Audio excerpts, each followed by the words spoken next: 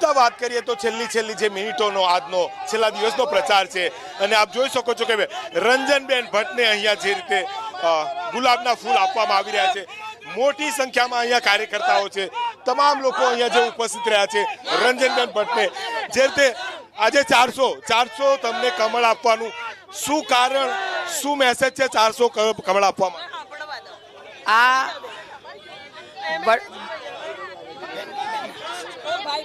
આ વડોદરા લોકસભાના અકોટા વિધાનસભાના વોર્ડ નંબર 10ના મતદારો છે અને આ મતદારો દ્વારા 400 કમળ આપવામાં આવ્યા છે અને આ મતદારો કમળ આપી રહ્યા છે અને એવું કહી રહ્યા છે કે દેશમાં 400 કમળ સાથે દેશના વડાપ્રધાન આદરણીય નરેન્દ્રભાઈ મોદીજી વડાપ્રધાન બનવાના છે અને એવી શુભેચ્છા આ વડોદરા લોકસભાના અકોટા વિધાનસભાના મતદારો આ એક 400 કમળ સાથેનું કમિટમેન્ટ અને આશીર્વાદ આપી રહ્યા છે અને એટલે ચોક્કસ લોકસભામાં વડાપ્રધાન નરેન્દ્રભાઈ મોદીજી 400ની જીત સાથે 400 કમળ એટલે 400 સાંસદોની જીત સાથે વડાપ્રધાન બનવાના છે.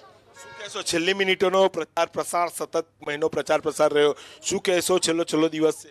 બિલકુલ, આજે પણ મારું સાવલી વિધાનસભામાં આખો દિવસનો પ્રચાર છે, બપોરે થોડો વાઘોડિયા વિધાનસભામાં પ્રચાર છે. એટલે છેલ્લા દિવસ સુધી મેં ઉમેદવાર તરીકે મારા મતદારોનો સંપર્ક કરવાનો પ્રયત્ન કર્યો છે.